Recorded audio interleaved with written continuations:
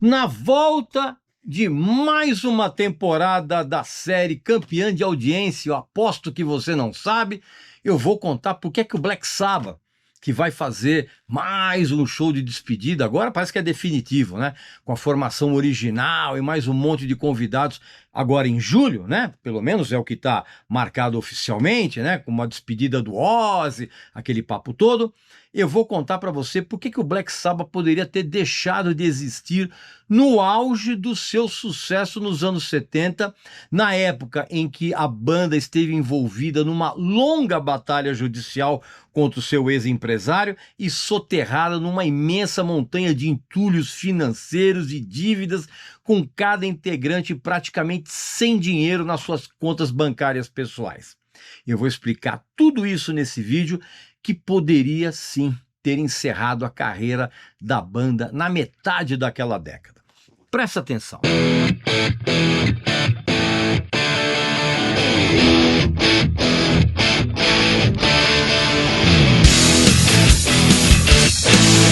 Meu amigo e minha amiga, obviamente que está todo mundo ansioso e curioso para ver se realmente a despedida do Ozzy Osbourne, né, junto com a formação clássica do Black Sabbath, a formação original, finalmente vai rolar. Tá todo mundo esperando por isso.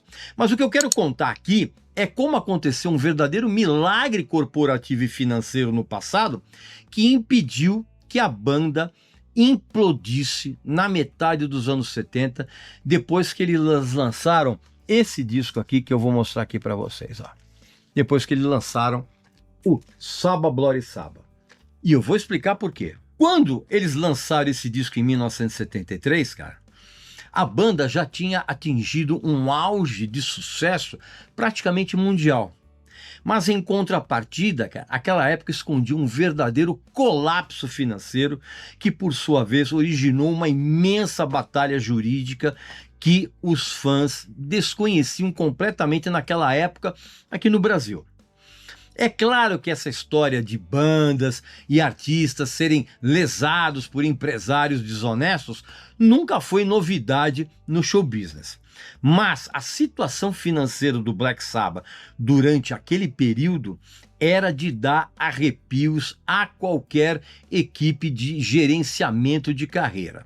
Os 4 integrantes viviam sem se importar com as dificuldades contábeis para manter a estabilidade financeira nesse ramo de show business, a ponto inclusive de eles cometerem gastos exorbitantes com carros, casas e principalmente maisena de Satanás, sem se preocupar de onde vinha o dinheiro para isso, né? Com aquele famoso estilo, eu compro o que eu quiser e o escritório paga, né? Que sempre dá errado. A coisa foi tão feia que algo inimaginável por muito pouco não aconteceu, cara. O Black Sabbath, né, o pilar primordial do heavy metal, obviamente que é uma das bandas mais influentes da história, esteve mesmo à beira da extinção durante a década de 1970, e não por conta do desgaste criativo inesperado que realmente aconteceu, ou por desavenças internas entre os seus integrantes,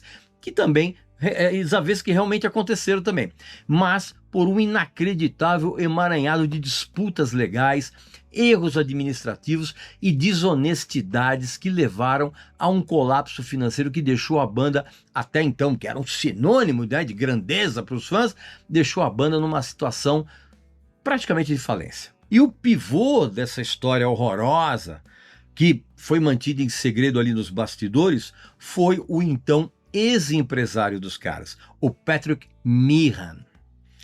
A situação chegou ao seu ápice quando o Black Sabbath se viu obrigado a se meter numa longa batalha judicial contra esse empresário que foi demitido, o Patrick Meehan, que havia sido uma figura absolutamente central nos negócios da banda até então, cara. Os próprios integrantes admitiam, e admitem até hoje, que ele foi o responsável por levar o Black Sabbath nos Estados Unidos, onde eles fizeram um sucesso monstruoso muito maior do que na Inglaterra, que era a terra natal deles. O empresário, ele entrou em desacordo quando os caras da banda confrontaram o Meehan a respeito de vários contratos e do próprio gerenciamento de carreira. E a briga não era só uma questão de palavra, de disputas internas. Havia muito dinheiro envolvido e cada parte queria levar a sua fatia de um bolo que a própria banda não sabia nem o tamanho e nem os ingredientes. O Patrick Meehan, que na verdade era assistente do Don Arden, né? Guarda bem esse nome, né? Que era o mais famoso e temido empresário do Reino Unido naqueles tempos e pai de uma garota chamada Sharon. É, exatamente, né? Mas Sharon Osbourne, que havia, inclusive, o Don Arden havia feito de tudo para ser o empresário do Black Sabbath naquele início, quando eles lançaram o disco de estreia, né?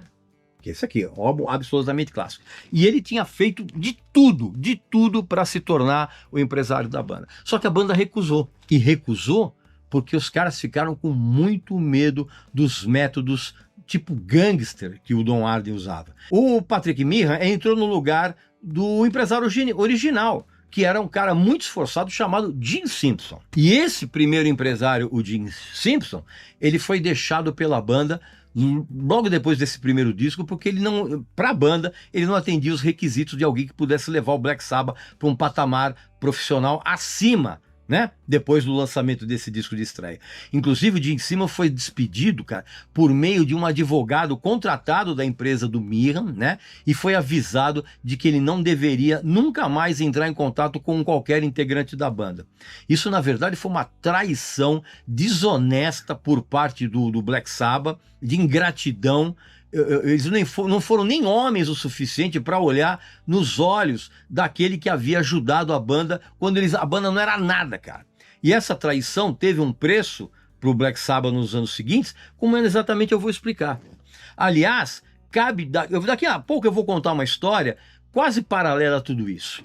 Aguarda. Então o contrato entre o Black Sabbath e o Patrick Meehan e a empresa do empresário, que era a Worldwide Artists, guarda bem esse nome, foi assinado assim que o Paranoid, vou mostrar aqui para vocês, claro, o Paranoid chegou às lojas.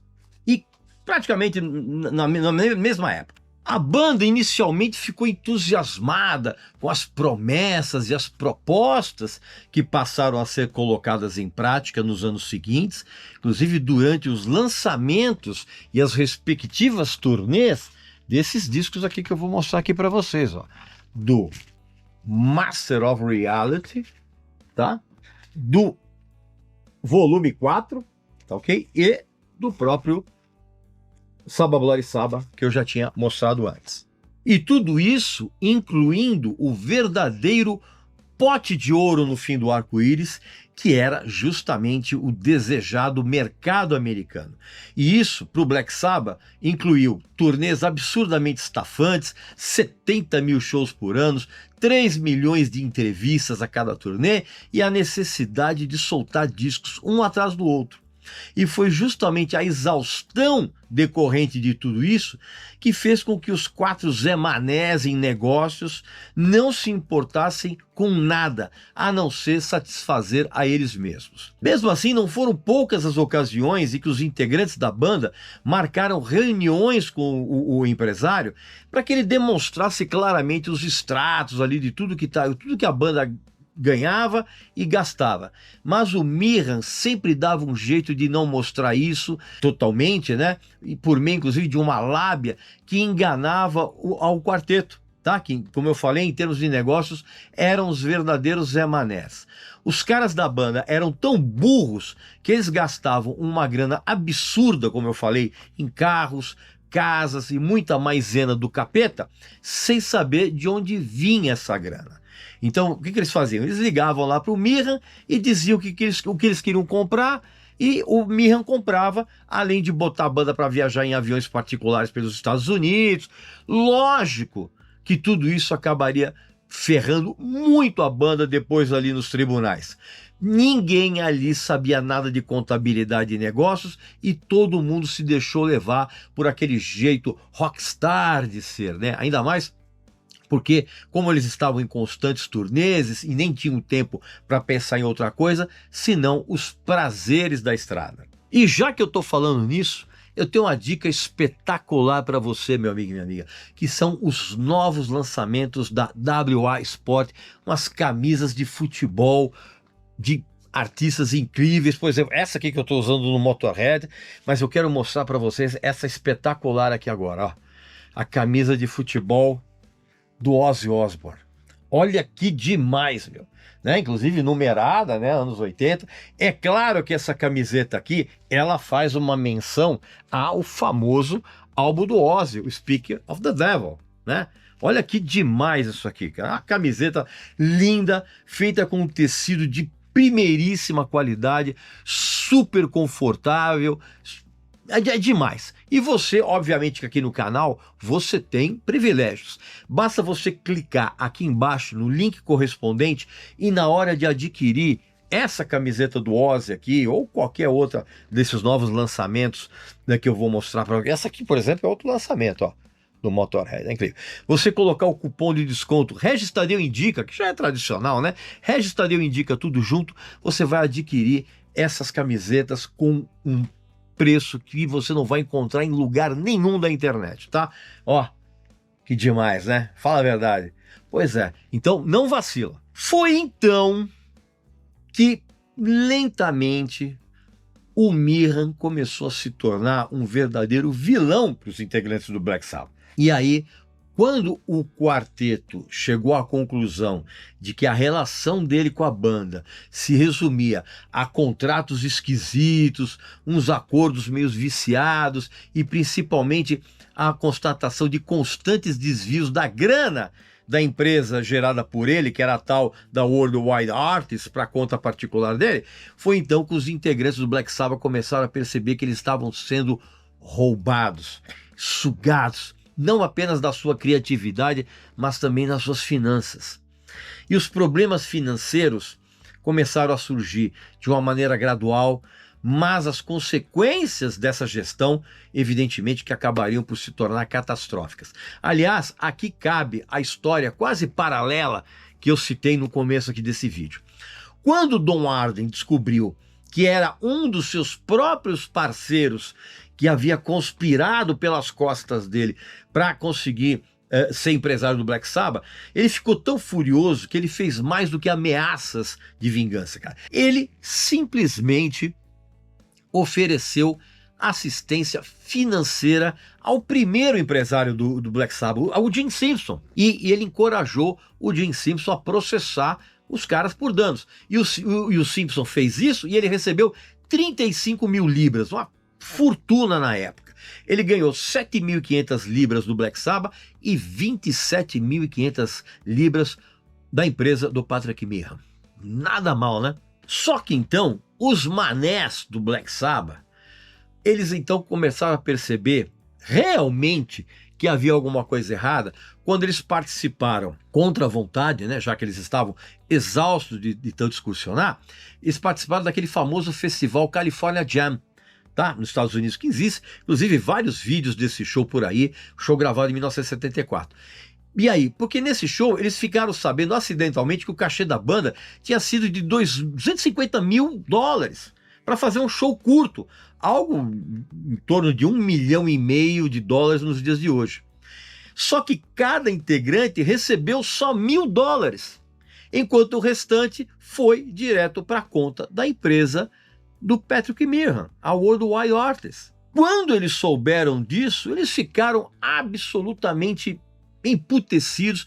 Quando eles voltaram para Londres, eles foram atrás de informações e eles descobriram que cada integrante não tinha praticamente nada de dinheiro nas suas contas pessoais, que nem mesmo aquelas quantias oriundas de um prolabore nos anos anteriores tinha sido depositado, como também eles descobriram que os carros, as casas onde eles moravam com as suas famílias, nada disso estava no nome deles, e sim da empresa do Patrick Meehan, a tal da Worldwide Artists. E aí, esse imbróglio todo, caiu a ficha para eles dos motivos que fizeram o Patrick Meehan exigir que o seu nome estivesse na contracapa, tanto do volume 4 quanto do Black Sabbath, como coprodutor, mesmo que ele não tivesse passado mais do que alguns minutos dentro do estúdio durante as gravações desses discos. Aí desabou tudo. Cada um dos integrantes, de uma hora para outra, se viram sem recursos, com as contas bancárias pessoais praticamente zeradas, e isso era uma realidade absurdamente dolorosa para uma banda que pensava ter um império financeiro. Foi quando então eles também descobriram que essas dificuldades não estavam apenas nas pequenas finanças pessoais de cada integrante, e sim no verdadeiro buraco que era a própria estrutura financeira da banda como um todo. O dinheiro estava escorrendo por entre os dedos deles, como se fosse uma areia fina, e ninguém até então tinha o controle sobre o que estava acontecendo por parte da banda. E também começaram a perceber ainda mais, cara, que havia algo muito errado que estava acontecendo quando eles se lembraram de ver todos os shows completamente lotados e confrontaram com essas contas pessoais nos bancos. Estava próximo do zero, cara. O próprio Ozzy, inclusive, ele se deu conta que ele estava sendo roubado quando ele soube que o Patrick Meehan tinha um quarteirão inteiro de escritórios em Londres, vários Rolls Royces, e ele era dono de várias agências de empresariamento diferentes.